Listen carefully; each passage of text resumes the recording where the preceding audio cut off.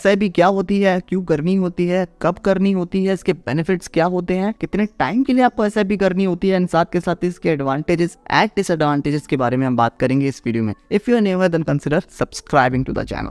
सबसे पहली बात, what is SIP? SIP stand for systematic investment planning. इसका मतलब ये है कि आप हर महीने कुछ ना कुछ अमाउंट अपने इन्वेस्टमेंट के व्हीकल में डाल रहे हैं। जैसे आपका एक सेविंग अकाउंट होता है जिसमें आप हर महीने कुछ ना कुछ बचाते हैं फॉर द बेटर फ्यूचर, वैसे ही आप अपने बेटर फ्यूचर के लिए इन्वेस्टमेंट करते हैं और उसी इन्वेस्टमेंट में कुछ ना कुछ 500, 1000, 1500, 2000 जितने भी आपकी श्रद्धा है वो डालते हैं हर महीने, और डाले गए इसी पैसे के प्रोसेस को हम कहते हैं एसआईपी, सिस्टमैटिकली इन्वेस्टमेंट किया गया प्लान, ताकि आपको एक बेहतर कल मिल सके। अब मैं कौन से कल की बात कर रहा हूँ यार, हम तो आज में जीते हैं, हम नहीं करते किसी भी व्हीकल में इन्वेस्ट मत करो। अब मैं एग्जांपल से समझाता हूँ। फर्ज करो यार कि तुम्हारे पास 1 लाख रुपए है आज, और 1 लाख रुपए तो तुम अपने पास जमा करके रखते हो किसी घर में। तुमने जमा करा वो घर में 2023 में, लेकिन अब आ चुका है 2025। तो जो 1 लाख रुपए तुमने बचाया था 2023 में, छुपा के रख दिया था घर में, उसकी जो औकात है वो 2025 में काफी कम हो चुकी होगी। मैं क्यों कह रहा हूँ ये? क्योंकि इन्फ्लेशन नाम की दीमक उसे खा चुकी होगी काफी हद तक। इन्फ्लेशन एक ऐसी दीमक है जो आपके पैसे को हर साल 5 से 6% के रेट से खाती है। इसी वजह से आपको जरूरी है कि आपका जो पैसा है वो काम पे लगे,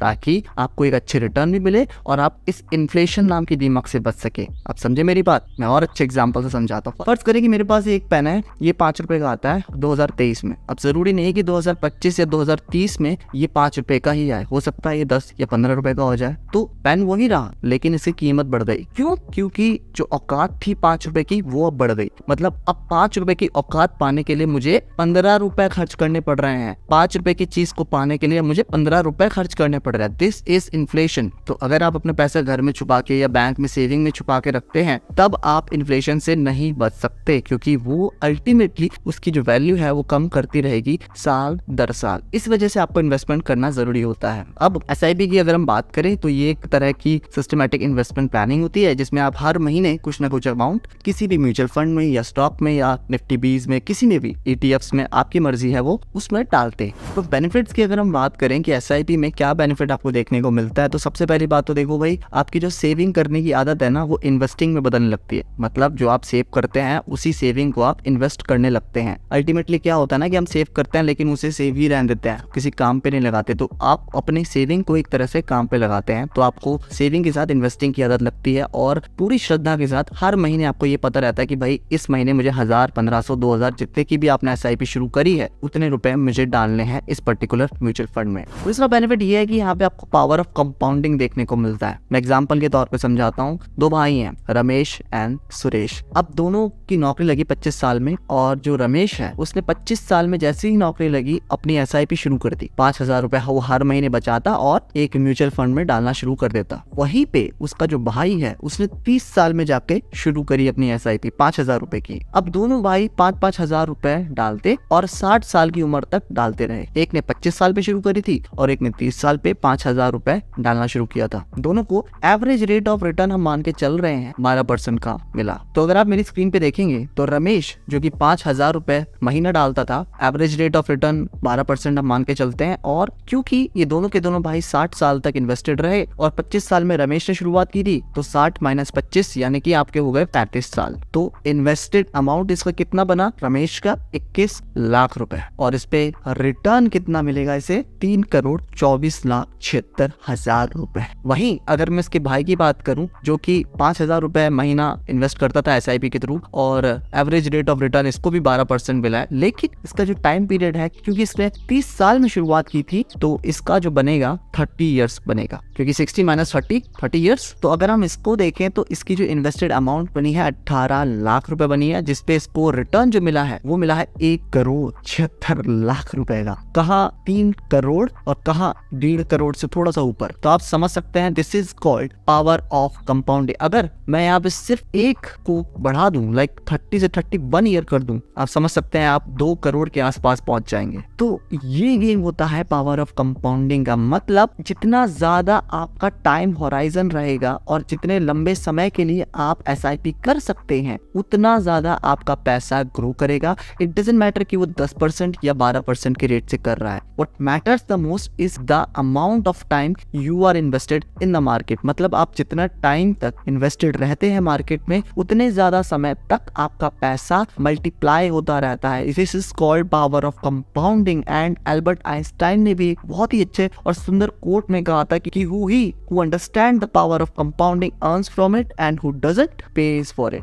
एंड तीसरी चीज ये भी है कि अगर आप म्यूचुअल फंड में SIP करते हैं, और मैं उम्मीद कर रहा हूँ जो मेरी वीडियो देख रहे हैं कि वो 90% लोग म्यूचुअल फंड में ही करेंगे, तो आपको मार्केट की वॉलेटिलिटी जो होती है उससे आप बच सकते हैं, उसके हैसल से बच सकते हैं। मतलब आज मार्केट ऊपर गया तो मेरे को धक धक होने लगेगा, आज मार्केट नीचे गया तो मेरे को ऐसा होने लगेगा कि यार अब मैं क्या करूँ, मैं स्टॉक को रखूँ या बेचूं, क्योंकि मुझे नॉलेज ही नहीं है। तो इस वॉलेटिलिटी से बचने के लिए आप किसी म्यूचुअल फंड में डाल सकते हैं अपना पैसा, और जहाँ पे हर महीने आप उन्हें कुछ अमाउंट पे करेंगे, और उनके पास कुछ एक्सपर्ट्स होते हैं जो कि आपके बिहाफ पे आपका पैसा आगे लगाते हैं।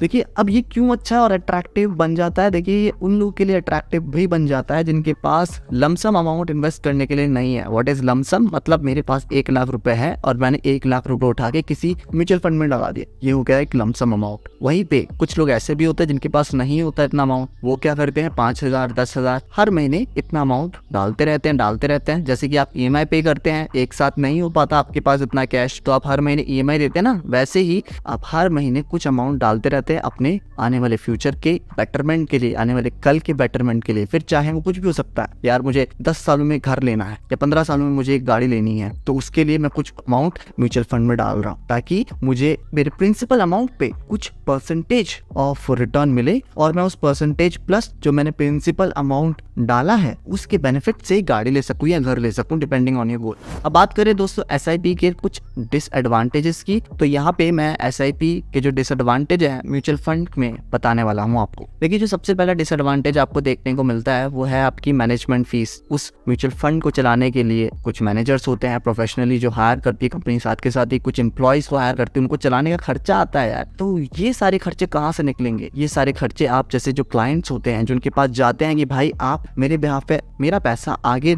इन्वेस्ट करें, तो वो इतने अच्छे तो है नहीं कि वो आपके बिहाफ पे आपका पैसा फ्री में इन्वेस्ट करेंगे। इसका भी एक चार्ज होता है, वो 1% चार्ज काटते हैं आपकी फीस से। मैं आपको और सरल भाषा में समझाता हूँ कि भाई मैं चाहता हूँ कि हर महीने 5,000 रुपए मैं म्यूचुअल फंड में इन्वेस्ट करना चाहता हूँ। वो कहते हैं कि ठीक है आप कर सकते हैं, लेकिन आपके बिहाफ पे हम पैसा तो इन्वेस्ट कर देंगे, लेकिन इसमें से कुछ अमाउंट हम काट लेंगे जो कि हमारी फीस होगी वो 1% रहती। दूसरी चीज कि आपके पास कोई भी कंट्रोलिंग पावर नहीं होती। मतलब जब भी आप किसी म्यूचुअल फंड में इन्वेस्ट करते हैं SIP के थ्रू, तो उसके अंदर जो भी पावर होती है वो आपके फंड मैनेजर के पास आती है। मतलब कौन सा शेयर कब खरीदना है कब बेचना है वो सारी की सारी रिस्पॉन्सिबिलिटी उस इंसान की होती है। आप बस दर्शक की तरह बाहर से देख सकते हैं, इनफैक्ट देख भी नहीं सकते क्योंकि शेयर्स तो आपके डीमैट अकाउंट में आते भी नहीं है। तो बस आपको ये पता चलता रहेगा अच्छा हाँ ठीक है इतना अच्छे से परफॉर्म करा, ये इतना इस साल इसने अच्छे से परफॉर्म नहीं करा, ये पता चलता रहेगा, लेकिन आप बस एक दर्शक होंगे जो कि बाहर से मैच देख रहे होंगे। So this thing I really don't like in mutual funds of course. और हर एक की पर्सनल चॉइस है, आपकी हो सकती है वो, लेकिन मेरे केस में I want full control in my demat account जहां मैं देख सकता हूं कि क्या हो रहा है। बाकी SIP इज रियली ग्रेट। आप किसी में भी SIP करें, चाहे ETFs हो गया, निफ्टी 20 हो गया, 20 हो गया, या फिर आप